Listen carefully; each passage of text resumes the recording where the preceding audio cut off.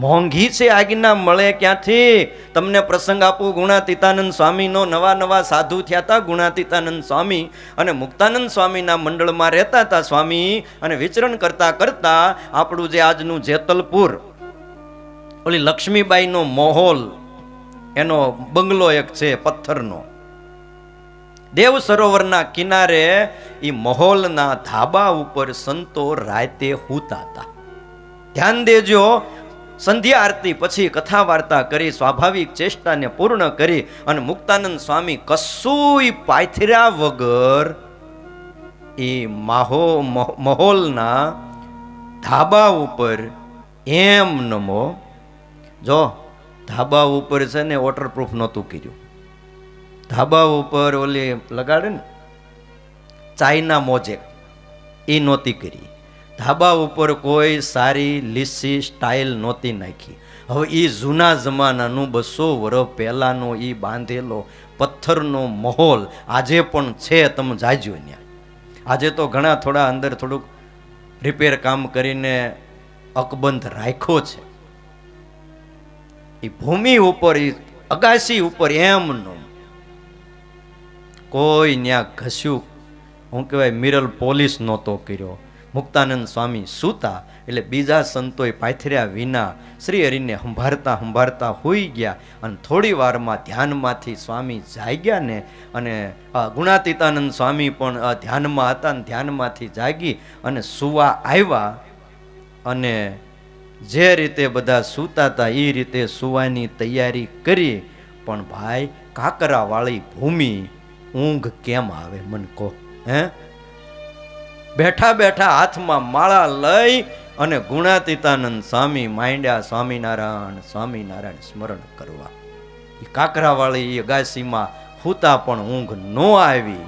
હે, એ હાથમાં માળા લઈ અને ગુણાતીતાનંદ સ્વામી બેઠા હતા. ત્યાં તો મુક્તાનંદ સ્વામી પાછળથી આવ્યા. બોલ્યા વાસામાં ફેરવી હાથ, સાધુ રામ બેસો અમ સાથ. કેમ સૂતા નથી તમે આજ, કે ઊંઘ આવતી નથી આજ? તે કાજ વાહામાં હાથ ફેરવ્યો મુક્તાનંદ સ્વામીએ, અને ગુણાતીતાનંદ સ્વામીને કીધું, સાધુ રામ કેમ સૂતા નથી? ઊંઘ નથી આવતી એટલે કે કંઈ બીજું છે? પણ ભાઈ, મુશ્કેલીઓને પારખી ગયા સ્વામી, અને કરુણા ભીના થકા બોલ્યા કે આ કાકરાવાળી ભૂમિ છે, હે, પડખા ફરતા જાય આખી રાત આમનું, કાંઈક પાથરો તમે સાધુ રામ, સુખે ઊંઘ આવે ને થાય આરામ. એ જો તમે નવા નવા સાધુ થયા છો ને, એટલે થોડું ઘણું કંઈક પાથરો તો વાંધો નહીં. મુક્તાનંદ સ્વામીએ સહેજ કીધું કે સાધુ નાના છે, પાકતું ફળ છે, એટલે મા હૃદયના મુક્તાનંદ સ્વામીએ કીધું, સાધુરામ થોડુંક પાથરો. અને ત્યારે એ ગુણાતીતાનંદ સ્વામી બોલ્યા, હો ત્યારે બોલ્યા ગુણાતીત સ્વામી, તવ ત્યાગ મનથી કાંઈ ખામી. ત્યારે બોલ્યા ગુણાતીત સ્વામી, તવ ત્યાગ મનથી કાંઈ ખામી. તમો પણ કાંઈ નથી પાથરતા, તમો પણ કાંઈ નથી પાથરતા. છતાં આનંદે રાત નિર્ગમતા, છતાં આનંદે રાત નિર્ગમતા. નથી આજ્ઞા પાથરવાની અમને, કાંઈક પાથર તો સારું તમે. નથી આજ્ઞા પાથરવાની અમને, કંઈક પાથર તો સારું તમે.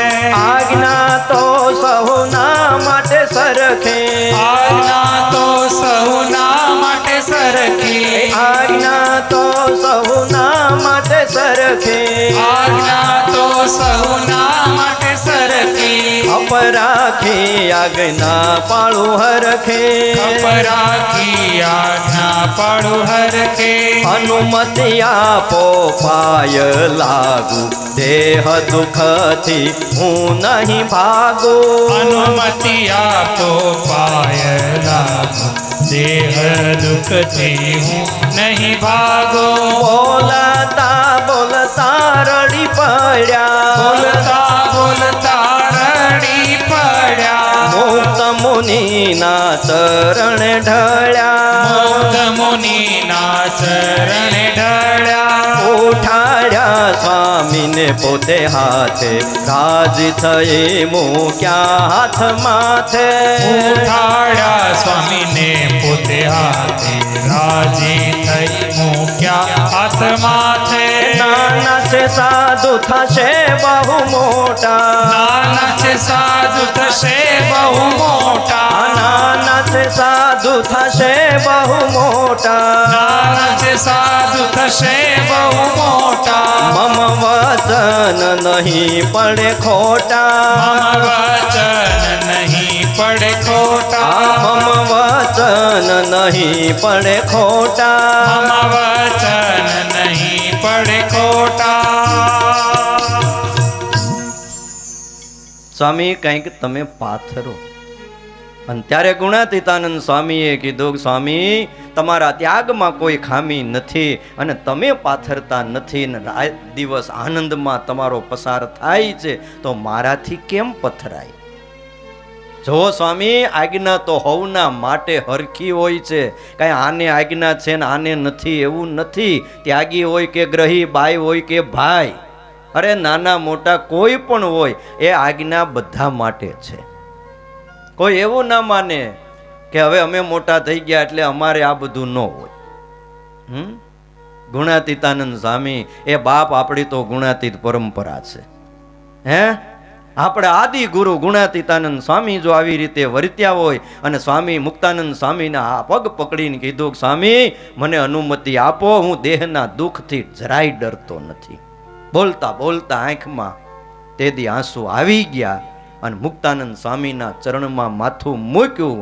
મુક્તાનંદ સ્વામીએ બે હાથથી સ્વામીને ઉઠાવ્યા અને કીધું, સ્વામી સાધુરામ, આજ તો ભલે તમે નાના સાધુ છો, હમણાં દીક્ષા લીધી છે, પણ જાઓ, મારું હૃદય કહે છે મારા વચન ખોટા નહીં પડે, તમે બહુ મોટા થશો. અને આજે સંપ્રદાયમાં નજર કરો, ગુણાતીતાનંદ સ્વામીની પરંપરાના સાધુ વધારામાં વધારે છે. આમ કહું ને તો 80% સાધુ આજે સંપ્રદાયમાં ગુણાતીત પરંપરાના છે. બીજી બધી પરંપરા ભેગી કરો ત્યારે 20% થાય, 25% થાય. આશીર્વાદ કોના અને શેનાથી આશીર્વાદ મળ્યા? આજ્ઞા પાળવાથી. મોટા જ હતા પણ નાના રહી અને મોટા થતા આપણને શીખવાડ્યું. જો કોઈ મોટાઈ અને સુખને ઈચ્છતા હોય ને તો ભગવાનની આજ્ઞા મારે. હે બોલ, મોટા મોટા ઈચ્છે છે મનમાં, એ આજ્ઞા સારું ઉરમાય. એવા પ્રભુની આજ્ઞા એ મળવી મોંઘી સહુને સદાય. બધાઈને મળતી નથી. જો મને તમને મળી હોય ને તો આપણા બહુ મોટા ભાગ છે. મા બાપ એમ માની અને આજ્ઞાને પાળીએ. ધર્મ ઉપજે કેમ? અરે એ આપણા ઈષ્ટદેવ સ્વામિનારાયણ ભગવાને લોયાના 9મા વચનામૃતમાં કીધું કે યાજ્ઞવલ્ક સ્મૃતિ, મનુ સ્મૃતિ, પારાશર સ્મૃતિ, શંખ લિખિત સ્મૃતિ ઇત્યાદિ સ્મૃતિનું શ્રવણ કરે તો ધર્મ ઉપજે. લ્યો, અને ધર્મ ઉપજે ને એમાં નિષ્ઠા આવે. અને જે ધર્મ છે એટલું યાદ રાખજો, કાચી બુદ્ધિ હોય અને પ્રથમથી કર્મકાંડ રૂપ જે સ્મૃતિ હોય એનું શ્રવણ કરે તો ધર્મ ઉપજે. અને જ્યારે ધર્મને વિશે દ્રઢતા થાય પછી ઉપાસનાના ગ્રંથનું શ્રવણ કરવું, અને ત્યારે એને જ્ઞાન, ભક્તિ અને વૈરાગ 3 ઉપજે. પણ પહેલું સોપાન ધર્મ છે. જો આપણે સત્સંગમાં નવા નવા આવીને ધર્મ પાળવાનું બંધ કરી દઈએ તો પછી ઉપાસના પણ સિદ્ધ ન થાય, જ્ઞાન પણ ન સિદ્ધ થાય, વૈરાગ પણ ન આવે અને ભક્તિ ન આવે. ધર્મનું તત્વ બહુ સૂક્ષ્મ છે. કેવલ ખાલી ક્રિયાકાંડ ને આ કરવું ને આ ન કરવું એટલા પૂરતું મર્યાદિત નથી ધર્મ. ધર્મસ્ય તત્વમ એટલે કીધું નિહિતમ ગુહાયામ, બહુ ઊંડું ઊંડું ગુફામાં હંતાયેલું તત્વ ધર્મ તત્વ છે. મહાજનો એન ગતા સપંથા, મોટા પુરુષો જે માર્ગે હાલ્યા છે એ માર્ગે હાલવું. એક સંન્યાસી ભગવાનને પ્રાર્થના કરતા હતા. એટલે એક ભગતે પૂછ્યું કે તમે શા માટે રોજ ભગવાનની માફી માંગ્યા જ કરો છો? બેટા, આ તો ટેવ પડી ગઈ છે ને એટલે માફી માગું છું. રોજ સાધુ મહાત્મા પૂજા કરી લઈને પછી ભગવાનની આગળ આમ ગદગદ કંઠે માફી માગે. ગુરુદેવ, આ શબ્દો એટલી નિષ્ઠાથી ઉચ્ચારો છો, એમાં કાંઈક ઊંડું રહસ્ય હોવું જોઈએ. સાચે જ એમાં રહસ્ય છે ખરું. અને એ સાધુ મહાત્માએ પોતાની કહાની કીધી કે આજથી 30 વર્ષ પહેલા બેટા, હું આ શહેરનો મોટામાં મોટો વેપારી હતો. મેં 30 વર્ષ પહેલા સંસાર છોડી દીધો બેટા. પણ 30 વર્ષ પહેલા હું એક બહુ મોટો વેપારી હતો અને મારી દુકાન હતી અને ત્યાં આગ ફાટી નીકળી હતી. હમણાં નહોતી સુરતમાં માર્કેટમાં આગ લાગી. સાધુ મહાત્મા કે વર્ષો પહેલા મારી દુકાનમાં આગ લાગી ગઈ અને હું મારા ઘરેથી મારી દુકાન તરફ તે દી દોડ્યો તો. સંન્યાસી થોડી વાર વાત કરતા કરતા ઊભા રહી ગયા, બોલી ન ગયા. બોલ્યા આગળ પછી દોડતો તો ત્યાં એક માણસ સામેથી આવ્યો અને મને રોક્યો અને કીધું તમારે દોડવાની જરૂર નથી શેઠ. કેમ? શા માટે? તમારી દુકાન આગથી બચી ગઈ છે, જ્યારે બીજાની દુકાન બળીને ખાખ થઈ ગઈ છે. હું અત્યંત રાહતથી તેદી બોલી ઉઠ્યો તો આજથી 30 વર્ષ પહેલા, આભાર હે પ્રભુ, તમારો આભાર. પરંતુ બેટા, મને તરત મારી ભયંકર ભૂલ સમજાઈ ગઈ. મારા એમના પ્રત્યેના આભાર વડે મેં અમને કેવળ મારી દુકાન બચાવવા માટે જ નહીં પણ બીજા લોકોની દુકાન બાળી નાખવા માટે પણ જવાબદાર મેં ઠાકોરજીને ઠેરાવ્યા. એથી હું કહું છું કે હે પ્રભુ, તું મને ક્ષમા કરજે, હે પ્રભુ, તું મને ક્ષમા કરજે. આજથી 30 વર્ષથી હું એક જ પ્રાર્થના કરતો આવ્યો છું, મારી દુકાન તો બચી ગઈ પણ બાજુવાળાની આખી હળગીને ખાખ થઈ ગઈ. હે, ધર્મ છે ને, ધર્મ એ બહુ સૂક્ષ્મ હોય છે. બીજાનું ભલું ઈચ્છવું એમાં ધર્મનું તમામ તત્વ હમાયેલું છે. ત્યારે આજ આપણે જુઓ, એક હરિભગત બીજા હરિભગતનું ભલું નથી ઈચ્છી શકતા તો સમજી લ્યો કે એની અંદર એ ધર્મ તત્વ ખલાસ થઈ ગયું છે. હે, બીજો એક પ્રસંગ આપું તમને. હિમાલયનો વળાંક વાળો રસ્તો હતો અને એક બસ આમ ઉપર તરફ જઈ રહી હતી. હવે પહાડી પ્રદેશ, તમને બી ખ્યાલ હોય, બદ્રીનારાયણની યાત્રા કરવા જાઓ કે પુલહાશ્રમની યાત્રા કરવા જાઓ અને એ બસ એ પહાડના કાંઠે કાંઠે હાલતી હોય, સહેજ ફેર પડે ને તો બસ ઉલ્લીન સીધી 1000-2000 ફૂટ નીચે ખીણમાં ખાબકે. બચવાનો કોઈ ચાન્સ નથી. હા, યાત્રા છેલ્લે કરજો, પાછા આવ્યા તોય ભલે, નો આવ્યા સંભળાતું નથી મને. એ વળાંક વાળા પહાડ ઉપર બસ જઈ રહી હતી અને એ એક પહાડી દંપતી એ બસમાં યાત્રા કરતું હતું. હજી ગામ પછીનું સ્ટેશન દૂર હતું, 2-3 કિલોમીટરની વાર હતી. પણ એ પહેલા આ દંપતીનું ખેતર આવ્યું અને ઘર બરાબર રસ્તાને લગતું જ આવી ગયું. એટલે એણે કંડક્ટરને વિનંતી કરી, સાહેબ જો થોડી વાર અહીંયા બસ ઊભી રાખો ને તો અમારે 3 કિલોમીટર ત્યાં જઈ અને પાછું અમારા ખેતર પાસે, ખેતરને ઘર બે ભેગું જતું, ત્યાં અમારે આવવું ન પડે. હવે કંડક્ટર બિચારો માયાળો, અમુક હારા હોય. એણે ઘંટડી મારી એટલે બસ ઊભી રહી, દરવાજો ખુલ્યો, બંને જણા ઉતર્યા. ઉપર સામાન હતો તે ઉતારવા માટે વળી 5 મિનિટ એમાં પસાર થઈ ગઈ. વળી કંડક્ટરે ઘંટડી મારીને બસ ચાલતી થઈ. હજુ આ 2 જણા પોતાના પોટલા કપડાના સામાનના માથા ઉપર ઉપાડી અને આમ રસ્તાથી નીચે એનું ખેતર ને ઘર હતું ત્યાં જતા હતા. પણ હજી આમ જવાની તૈયારી કરે ઈ પહેલા જ બસની હામી દ્રષ્ટિ કરી. બસ થોડે દૂર હજી ગઈ તી, દેખાતી હતી, ત્યાં ઉપરથી એક બહુ મોટો પથ્થર ગબડતો ગબડતો આવ્યો અને બસની આરે જોરથી ટકરાયો અને બસને લઈને ઈ પથ્થર ખીણની અંદર ક્યાંય ખોવાઈ ગયો. ચીસોથી આખું વાતાવરણ ગમગીન બની ગયું. લગભગ કોઈ બચ્યું હોય એવી સંભાવના નહોતી. અને આ બેયના મુખમાંથી, પતિ પત્નીના મુખમાંથી, દંપતીના મુખમાંથી ચીસ નીકળી ગઈ. અને ત્યારે બેન એવું બોલ્યા, હે ભગવાન, અમે બચી ગયા.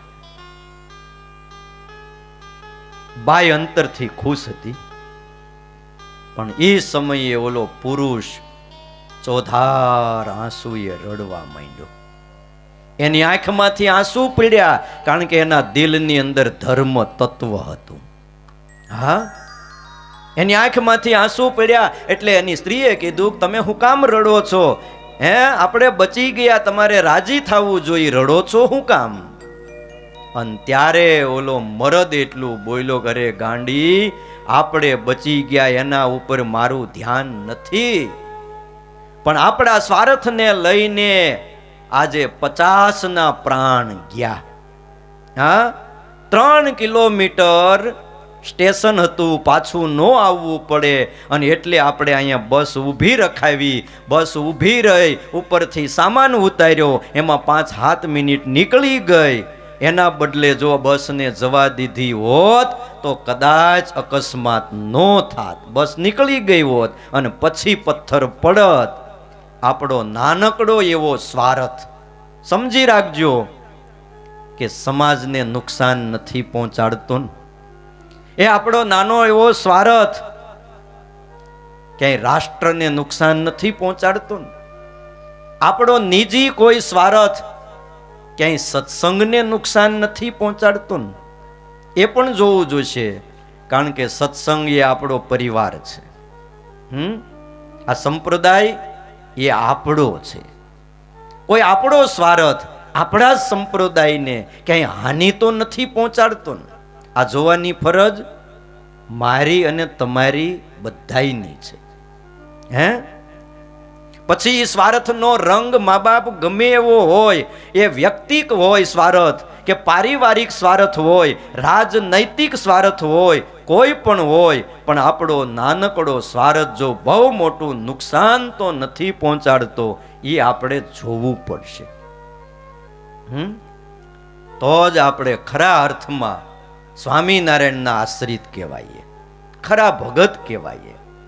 ઘણી વાર સ્વાર્થને વશ થઈ અને સમાજમાં બહુ ખોટું થતું હોય છે, અને નાના ભોળા દિલના બિચારા ભગવાનના માણા, આપણે એમ કહેતા આ ભગવાનનો માણસ, એને કાંઈ ખબર નથી પડતી. એવા માણસોને જ્યારે આપણે છેતરતા હોઈએ, ઠગતા હોઈએ, ક્યાંક આટીમાં લેતા હોઈએ ને, ત્યારે ઉપરવાળો એ નથી જોઈ શકતો. હા, હું ઘણી વખત જ્યારે પારાયણ હોય ને કથામાં, ત્યારે મને યાદ આવી જાય ત્યારે એ પ્રસંગ કહું છું. હા, વ્રજની અંદર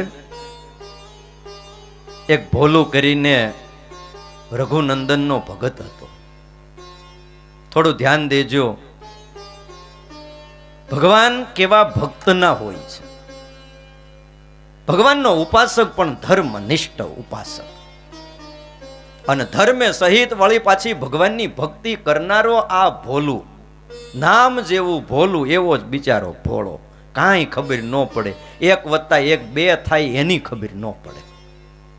જૂનો જમાનો, ભણ્યો નહોતો, પણ ભાઈ હર પલ હરિના સ્મરણમાં વિતાવતો તો, વ્રજમાં ફરતો તો પણ ભગવાન માટે ફરતો તો, અને જીવનની એક એક પણ પળ જેણે ભક્તિમાં પસાર કરી હતી.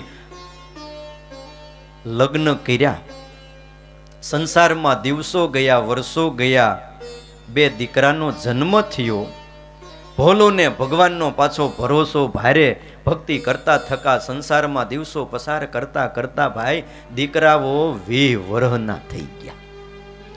અને તમે સંસારી બધાને ખબર છે કે દીકરા 20 વર્ષના થાય એટલે હાવ હાચું કયો, હે ચિંતા થાય કે ન થાય? હે ભોલુને માથે ચિંતા આવી કે આને પરણાવવા કેમ? તે દી આવતી ને ચિંતા એમ આજે આવે છે. છોકરા જુવાન થઈ ગયા અને પરણાવશું કેમ? નાણાં તો નથી, નાથનો ભરોસો છે. અને ભોલુએ પોતાના જીવનમાં બીજું કાંઈ કર્યું નથી. હા, વ્રજમાં રઘુનંદનનું મંદિર છે, ત્યાં જઈને મંદિર વાળે, પોતા મારે, સાફ સફાઈની સેવા કરે અને ભગવાનની ભક્તિ કરે અને મૂર્તિની હામું ઊભો રે ને જોયા કરે, જોયા જ કરે. કોક ના પાડે ને પછી આઘો જાય. આવો ભોળો ભગત મૂર્તિના ઘડીક વાઘા જોવે, ઘડીક મૂર્તિના હાર જોવે, તો વળીક પાછો ઘડીક ભગવાનના માથે બાંધેલી પાઘ જોવે, ઘડીક ધનુષ બાણ જોવે, ઘડી ઘડી ભગવાન રામની આંખો જોવે અને ભગવાનનો આભાર માને કે મા બાપ એ મને આવું જીવન દીધું. સવારે ઉઠું, ઘર નજીક તમારું દર્શન થાય, તમારી સેવા થાય, એ મંદિર વાળું, સાધુનો આશ્રમ વાળું, સેવા કરું, આ ભક્તિ કરું. હે મારું ભાગ ભાઈ ખીલી ઉઠ્યું છે. ભોલું રઘુનંદનના શરણે છે. હે કોઈ દી કાંઈ ભગવાન પાસે એને માગ્યું નહીં મા બાપો. હા, અરે એક મેનેજરની સાથે ઓળખાણ હોય ને તો આ દુનિયામાં માણસ કેટલી લોન પાસ કરાવી લે. હા હા, ખરેખર. પછી ભલે બેંક ઉઠી જતી, બાકી એટલી બધી લોન પાસ કરાવી લે કે ના પૂછો વાત. હે બોલો, આ તો અખિલ બ્રહ્માંડના નાથ સ્વયં પરમાત્મા, એની આરે ઓળખાણ થઈ. પણ ભોલુએ કાંઈ નો માગ્યું, તે નો જ માગ્યું. હે નો હોમ લોન લીધી, નો ઉદ્યોગની લોન લીધી, નો કાંઈ બીજી ત્રીજી લોન લીધી. આને કહેવાય ભગત. શું કહેવાય? ભગત. હે બાપ, મળતું હોય ને લેવું નહીં ને, આ કોઈ નાની વાત નથી હો. હું મળતું હોય અને લેવું નહીં ને, આ કોઈ નાની વાત નથી. ભોલુને સમજાઈ ગયું તું કે મારો રઘુનંદન એક હાચો છે, જગત બધું ખોટું છે, અને પરમાત્માનો પાડ માનવા સિવાય ભોલુની પાસે કાંઈ છે નહીં. દીકરો પૌણાવો, શું કરશું? બોલો, થોડો થોડો ફાળો દેહો તમે. દીકરો પૌણાવો. વ્રજમાં એક શેઠની દુકાને જાય છે. શેઠની પાસે જઈને કીધું, શેઠ દીકરો પૌણાવો છે, મારી પાસે બીજું કાંઈ નથી, પણ એક રહેવા માટે બાપ દાદાનું જૂનું ઘર છે, એ ઘરની માથે થોડાક રૂપિયા આપો તો દીકરો પૌણાવી દઉં. શેઠે કહ્યું, લઈ જા, રૂપિયા લઈ લે. ભોલો બિચારો રૂપિયા લઈને ઘરે આવ્યો, દીકરો પૌણાવ્યો, હવ હારાવાના થયા, દીકરો ધંધે લાગી ગયો. 1-2 વર્ષમાં તો દીકરાને ધંધાર્થે શહેરમાં જવાનું થયું. અને બાપને વાત કરી, પિતાજી હું શહેરમાં ધંધા માટે જાઉં. ત્યારે ભોલુએ કીધું, તું શહેરમાં જતો હોન તો હું રાજી. બેટા, તને પરણાવવા માટે મેં આ ઘર હાટે શેઠની પાસેથી રૂપિયા લીધા હતા. હવે આ ઘરને વેચી દઈએ, જે રૂપિયા આવે એ શેઠને ભરી દઈએ, એટલે હું આમાંથી મુક્ત થાઉં. આમે હું રઘુનંદનના મંદિરે રહું છું અને તું શહેરમાં જાતો હો તો પછી હું છું અને મારો ઠાકોર છે. બસ મારે બીજું જોઈએ હું કે. અને પૂજારી બાપાએ હમણાં રોજ મારી વાહે લાગી ગયા છે, ભોલો તું અહીંયા રહેવા મંદિરે આવતો રે તો એક કરતા બે ભલા, થોડો હથવારો થાય. બેટા જો તું મને રજા આપને તો મારે મંદિરે રઘુનંદનની સેવા ભક્તિ કરવી છે. દીકરાએ હા પાડી. ભોલું ગયો શેઠ પાસે, મકાન વેચી દીધું. વેચીને એના રૂપિયા આવ્યા, એ રૂપિયા લઈને જમા કરાવવા ગયા. તમે માગો છો ને એ કેટલા આમાંથી ગણી લ્યો શેઠ. હવે ભોલું ને ભોળપણ વ્રજનો શેઠ પારખી ગયો કે હાવ ભોળો માણા છે. હા, અને તમને ખ્યાલ હોય તો જૂના જમાનામાં લગભગ જો ચોપડામાં ગરી ગયા પછી આખી જિંદગી એ ચોપડામાંથી નીકળે નહીં. હા હા, પૂરું જ ન થાય. વર્ષે કમાઈને દીધે જ રાખો. કેટલા બાકી? હવે થોડાક જ છે. વળી બીજા વર્ષે દ્યો તો વળી હવે આવ થોડાક છે. આવતા વર્ષે લગભગ પૂરું થઈ જાય. ત્રીજા વર્ષે દ્યો તો હવે થોડુંક રહ્યું. અને બિચારા ભોળા ખેડૂતો હાઈએ હા ભણતા જાય અને દીધે જાય.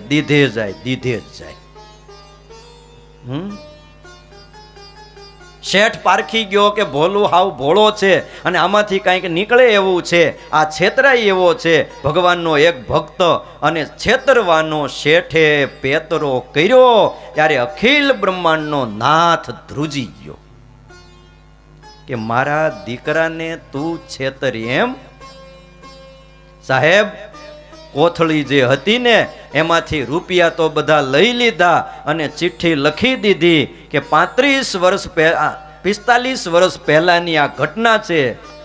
આજની આ તારીખે ભોલું મને વ્યાજના રૂપિયા આપી જાય છે અને મૂડી એમનેમ ઊભી છે. ભોલું લે આ ચિઠ્ઠી. હવે ભોલું વાંચતા આવડે નહીં. હું લખી દીધું કે વ્યાજના રૂપિયા આપી જાય છે, મૂડી એમનેમ ઊભી છે. લે આમાં અંગૂઠો મારી દે ભોલું, આમાં અંગૂઠો મારી દે. શેઠની સહી અને ભોલુનો અંગૂઠો. કાગળ લઈ રઘુનંદનના મંદિરે આવીને બેહી ગયા. દીકરો હતો એ કામે વયો ગયો, ગામ છોડી ગયો. 1 મહિનો, 2 મહિના, 6 મહિના ગયા. હવે સાંભળજો, વ્રજના શેઠે પોલીસ ચોકીએ જઈ FRI ફડાવી, કેસ કર્યો. મારા રૂપિયા બાકી છે, ખાલી વ્યાજ આપ્યું છે, રૂપિયા એમનેમ ઊભા છે, રૂપિયા આપતો નથી. મારા ગામનો ભોલું કરીને વ્યક્તિ છે અને કેસ ભાઈ કોર્ટમાં ગયો. હા, ભોલુને કોર્ટમાં હાજર રહેવાનો હુકમ થઈ ગયો. ભોલું તો દુનિયાનું એને કોઈ ભાન નથી. કાયદો કોને કહેવાય, કોર્ટ કોને કહેવાય, અરે પોલીસ ચોકી કોને કહેવાય, અને પોલીસના કેવા કારનામા હોય છે. એ દેખાય છે જુદા ને કરે કંઈક જુદા હો. એ બોલે કંઈક જુદું ને કરે કંઈક ત્રીજું. હા, તમને રાતે બોલાવે ને કે મળવા આવજો, ભલા થઈને કોઈ દી પોલીસ ચોકીએ મળવા ન જતા. આ તમને હાવ સાચું કહું છું. ભાઈ મને રામપુરા હતો જ બોલાવ્યો રાતે. મને કે આવો જરાક મળવું છે. આ તો સારું થયું. પછી મને રાતે 12 વાગ્યે પછી મોકલ્યો. 1 વાગી ગયો રાતનો. એ ઉપરથી ફોન આવ્યા, તે બધી વાત ન કરાય, હવે આ પારાયણ હાલે છે તો. એટલે કોઈ દી રાતે મળવા ન જતા. એ કે આવો જરાક આપણે મળીએ, જરીક વાત કરવી છે. શું થયું તું? કોઈ દી જવાય નહીં. હા, અરે ભોલું બિચારાને કાંઈ ખબર નહીં. અટવાઈ ગયો. વોરંટ આવી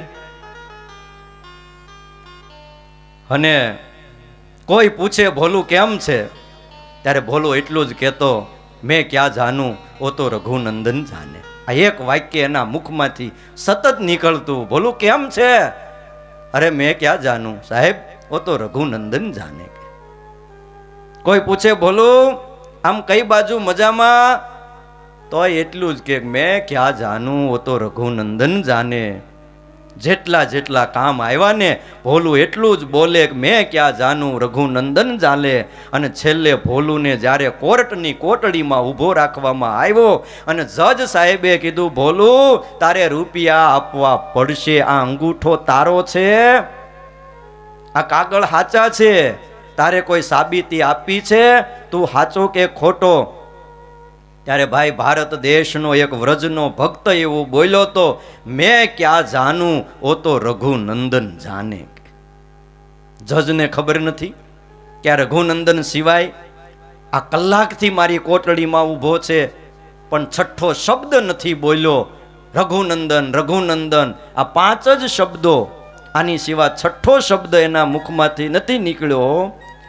ઈ આનો મિત્ર લાગે છે રઘુનંદન કે, હે ઈ કંઈક વાત જાણતો લાગે, આમાં કંઈક તથ્ય છે.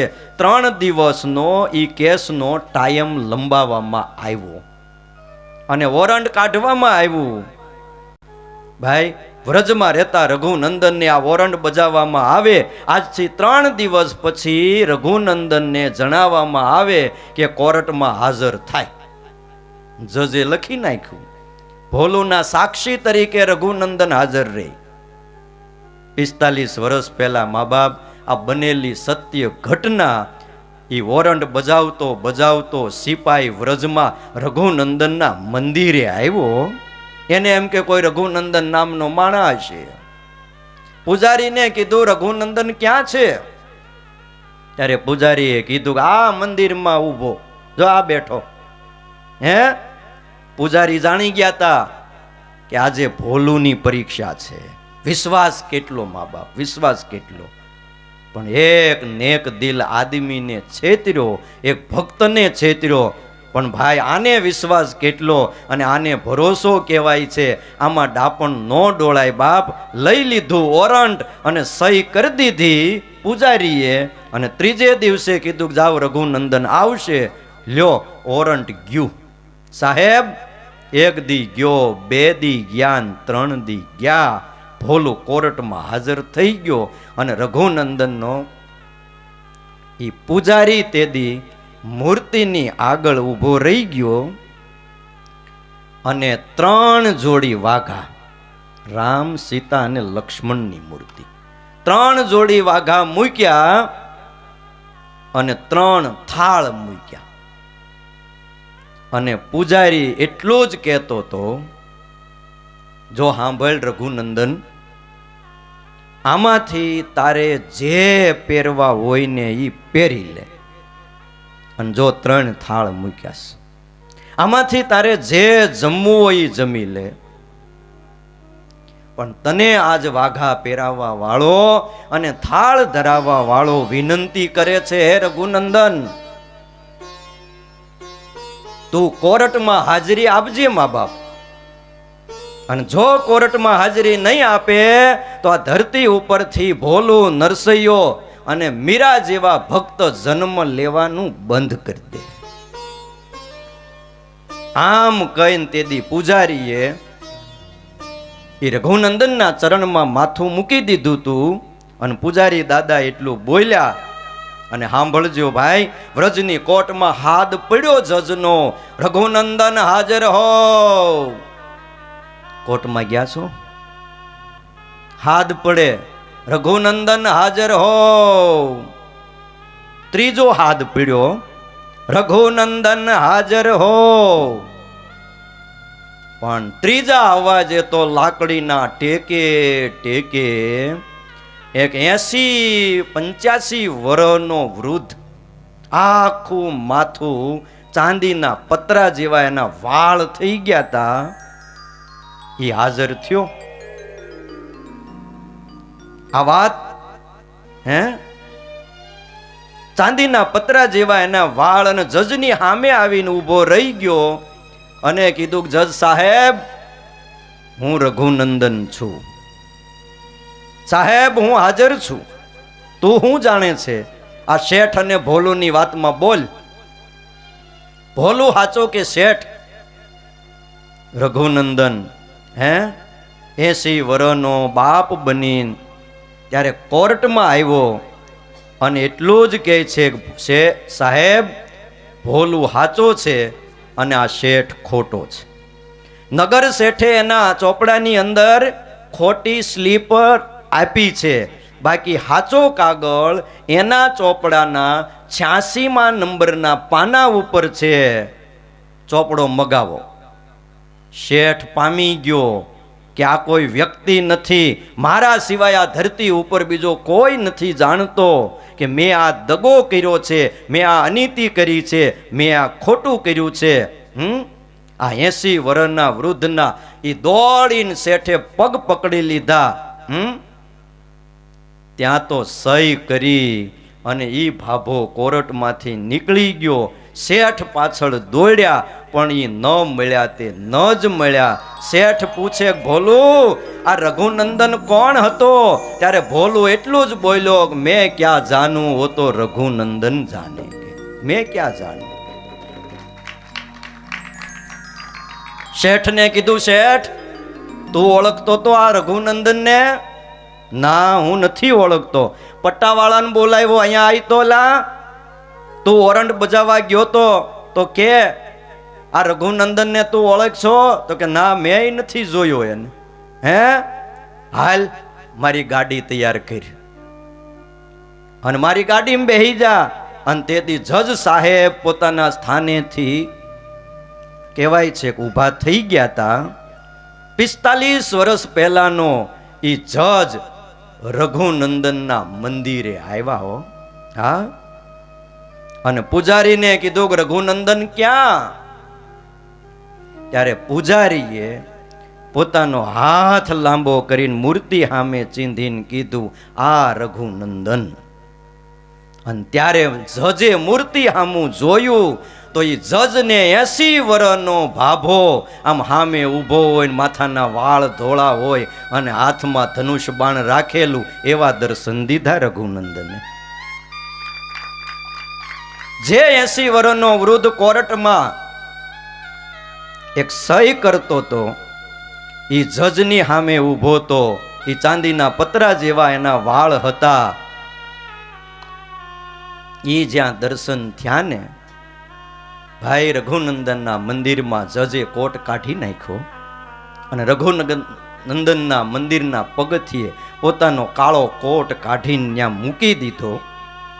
અને જે જજની પેન હોય, કાળી પેન, એ પેન ખિસ્સામાંથી કાઢી આજથી 45 વર્ષ પહેલા એ રઘુનંદનના પગથિયામાં મૂકી દીધી. તમે વ્રજમાં જાઓ ને ક્યારે, કદાચ આજે પણ એ જજ જીવતા હશે, કદાચ. હા, બે હાથ જોડી તેથી જજે એટલું કીધું કે હે રઘુનંદન,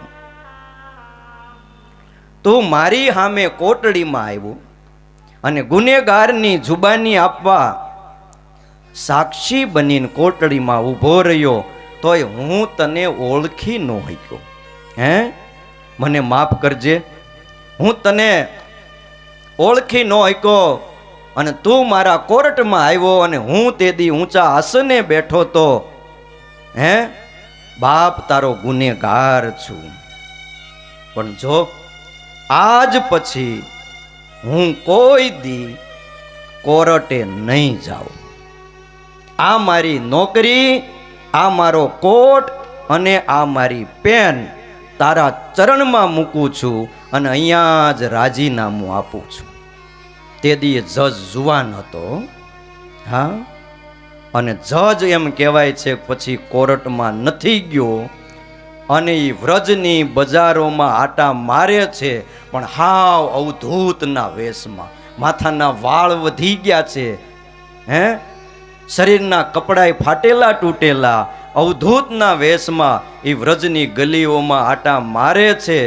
અને તમે વ્રજમાં જઈને કોકને પૂછજો કે અમારે રઘુનંદન વાળા એ જજને મળવું છે, અને એને મળશો ને અને તમે એને પૂછશો, હે, તો એ એમ જ કહેશે કે મેં ક્યાં જાનું, હો તો રઘુનંદન જાને. મારે દુનિયાદારીની હારે કોઈ કામ નથી.